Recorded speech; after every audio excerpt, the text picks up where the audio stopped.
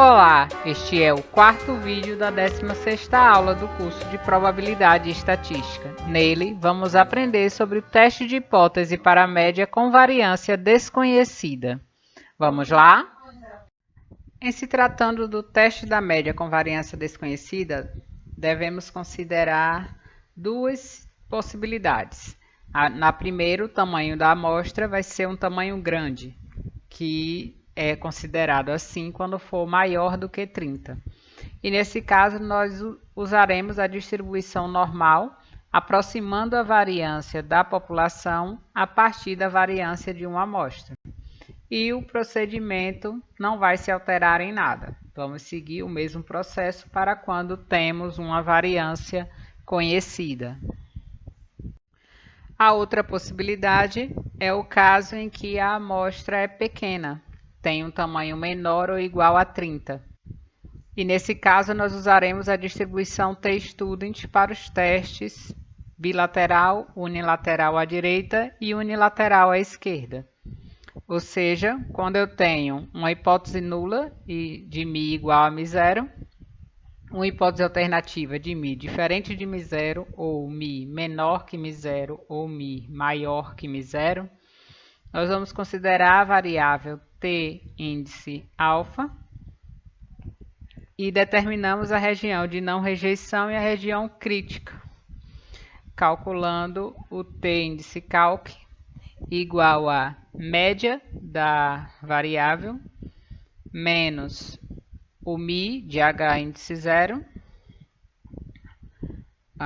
a esperança da hipótese nula, dividido por S índice x. Então, no caso em que o t-calc pertence à região de não rejeição, então não se rejeita o H0. E caso o t-calc pertence à região crítica, então nós devemos rejeitar H0. Como exemplo, a vida média das lâmpadas elétricas produzidas por uma empresa era de 1.120 horas. Uma amostra de 8 lâmpadas extraída recentemente apresentou a vida média de 1.070 horas, com desvio padrão de 125 horas e distribuição normal para a vida útil. Ao nível de 1%, podemos afirmar que a vida média das lâmpadas não se alterou. Notemos que nesse exemplo a amostra ela é uma amostra pequena, já que eu tenho apenas 8 lâmpadas na amostra, que é um número menor do que 30. Por isso, vamos utilizar a distribuição t-student para resolver esse exemplo. Para resolver, vamos primeiro apresentar os dados da questão. Então, eu tenho uma hipótese nula de μ igual a 1.120 e uma hipótese alternativa de μ diferente de 1.120. Um nível de confiança de 1%, o tamanho da amostra N igual a 8, a média da amostra de 1.070 e o desvio padrão da amostra de 125. Para resolver esse exemplo, devemos lembrar como trabalhar com a variável t-student.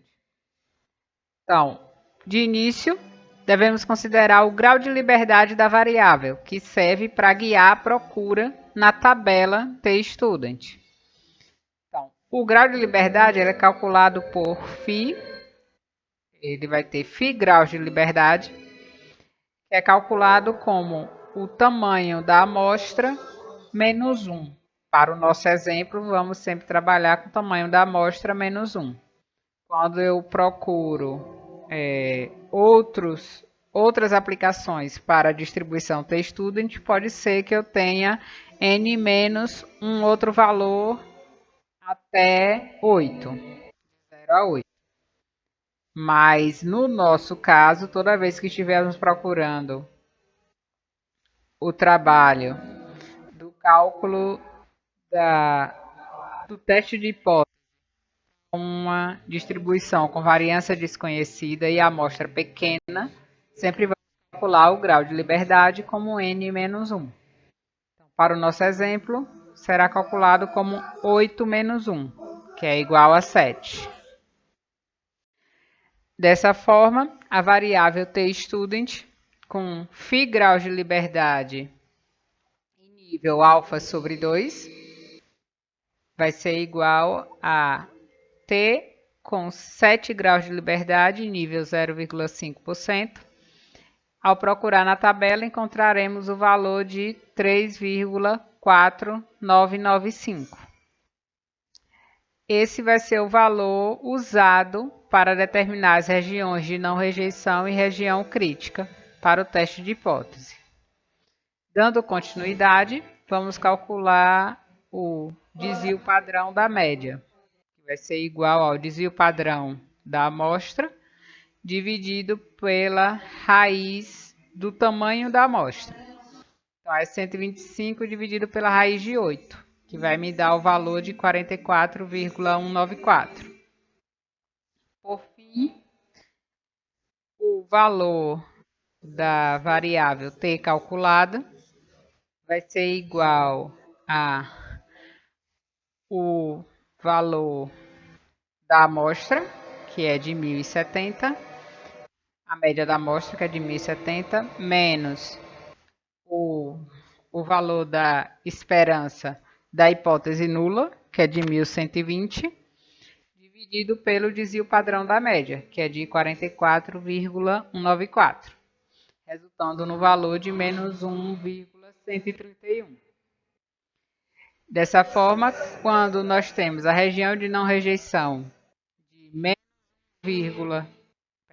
menos 3,4995 a 3,4995 e a região crítica, como a união das regiões de menos infinito a menos 3,4995 com a região de 3,4995 até mais infinito, nós poderemos concluir, por fim, que, pelo fato do valor da variável pertencer à região de não rejeição, já que menos 1,131 pertence ao intervalo de menos 3,4995 até 3,4995, não devemos rejeitar a hipótese original, ou seja, a média se mantém em 1120. Na nossa próxima aula, vamos aprender sobre erros de decisão. Até lá!